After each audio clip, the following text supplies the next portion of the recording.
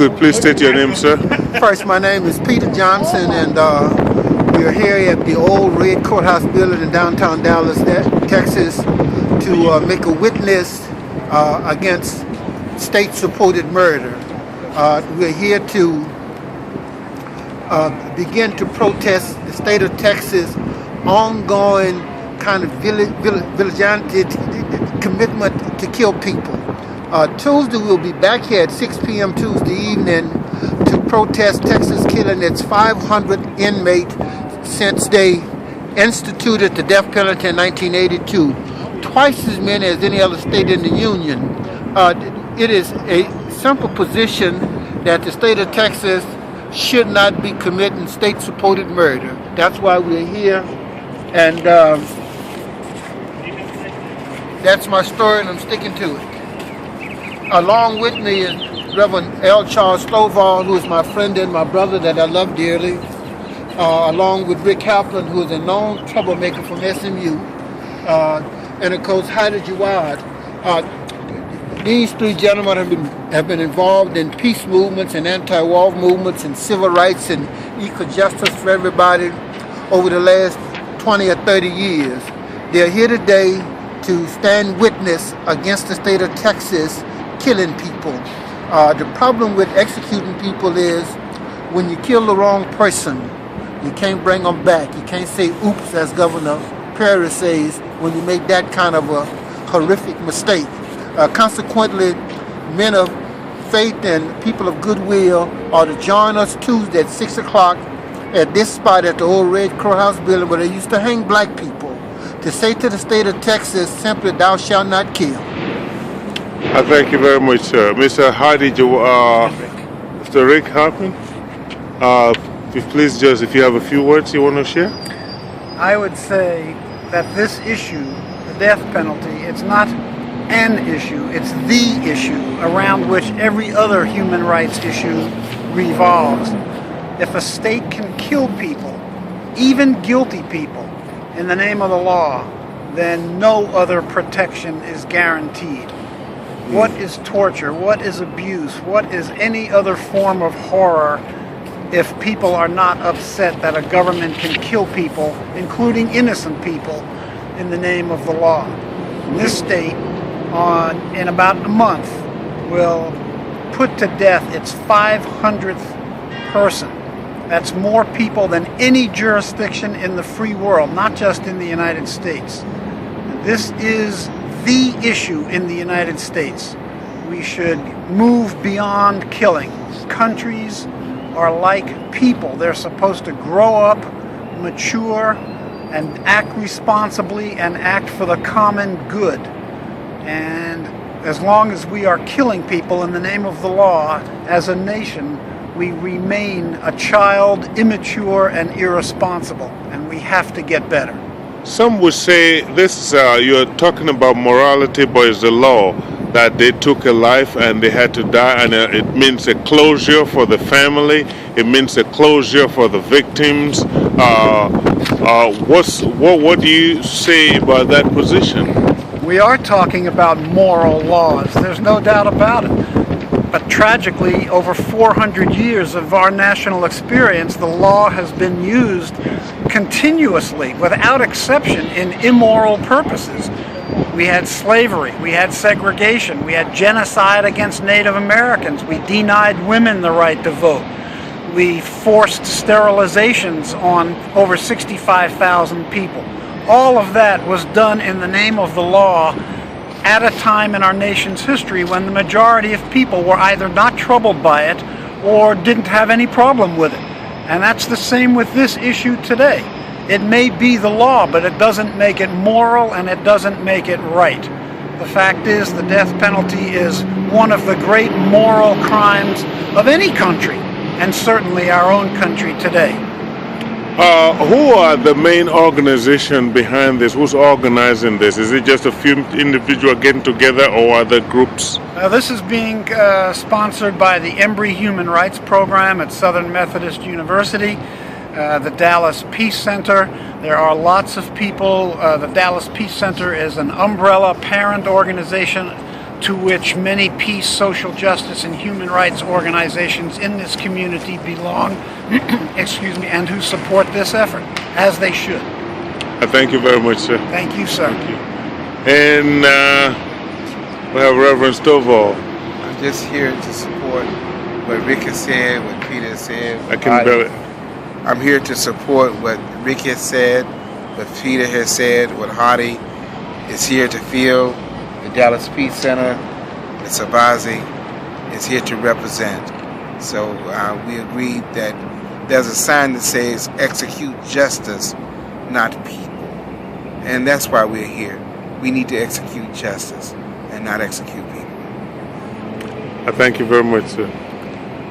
And if you could please introduce yourself. And I see you said execute end execution in Texas. Kelly Obaze with the Dallas Peace Center. I serve as their executive director. The purpose of me being here today is this. I'm tremendously concerned about the soul of Texans, the soul of our nation. When we look today and think that through murdering another human being somehow resolves the pain and makes the community much more safe, we are not only fooling ourselves, but we're also lying to those who are looking to us as the authority of justice. The truth of the matter is, how we end this cycle of violence is by responding with a constructive, non-violent measure. Cycle of violence, violence begats violence. When we murder someone, no matter what the justification might be, the truth of the matter is that we're all connected. So this interconnection and execution of one, this murder, also then affects us. So if we want to see a different society, we've got to be determined to respond in a different manner. If you're wanting to put out a fire, you don't add more fire and thinking that that somehow is going to extinguish the fire, the challenge you have at hand. Likewise with murder. So I would ask those who are listening and watching this video is to consider the soul of our community, our society, and our nation. We want to lead the world in justice and peace. And we've got to stop, under any circumstance, murdering and executing those thinking that somehow we're going to have peace and justice. Because the truth of the matter is, under those conditions, there will never be peace. Because there's never any justice. Some call it justice for those, the victims and the victim's family, executing the perpetrator of a crime of murder, and they call it closure. Yes, so I understand that is the case, that somehow people think that justice is found by taking and reliving that same act, that same murderous act that was committed against them. The whole concept is insane. And the truth of the matter is, and no one can convince me otherwise, that those families who have supported the death of the person who took their loved one is somehow lost some element of life themselves as a result of that decision. And my heart goes out to them and to the society. But if indeed we want to create sustaining peace, we have got to be committed to resolving issues in a non-violent manner and really breaking the cycle of violence by responding with non-violence. I thank you very much. And Mr. Hadi Jawad? Bismillah ar-Rahman ar-Rahim. As a Muslim, I would like to say that God's mercy and God's compassion is 1,000 times more powerful and stronger than God's wrath. God's mercy has no bounds. God's compassion has no limits. It is time that the death penalty is abolished in the state of Texas. Thank you very much.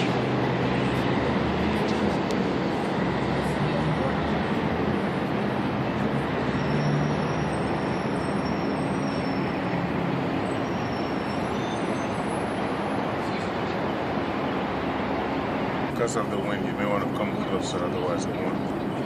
Okay. I'm going to lose your sign. Oh, okay. I lose your sign. Do you want to lift it up a little bit? Go ahead. My name is Tunde Obaze. I stand before you, before the old red courthouse where, again, we've known from history the law allow injustice to be carried out against people because of whatever reason it is.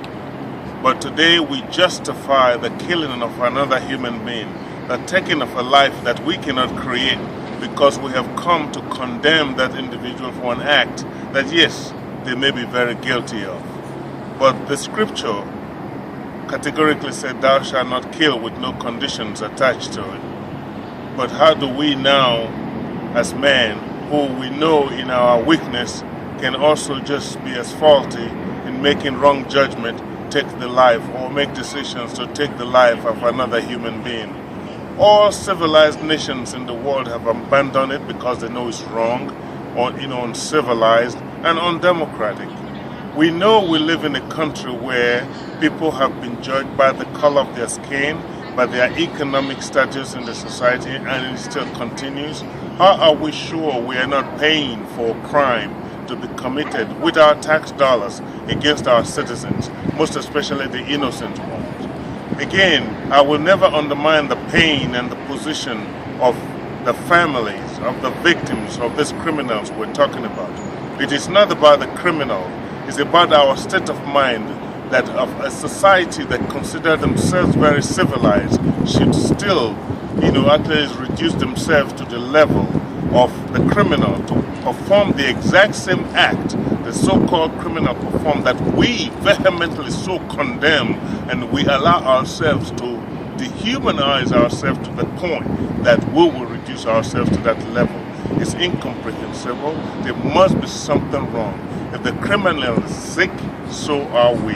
And I pray that we come to a center within ourselves to know that we are committing the same crime and ask for forgiveness and stop in this realization. Thank you.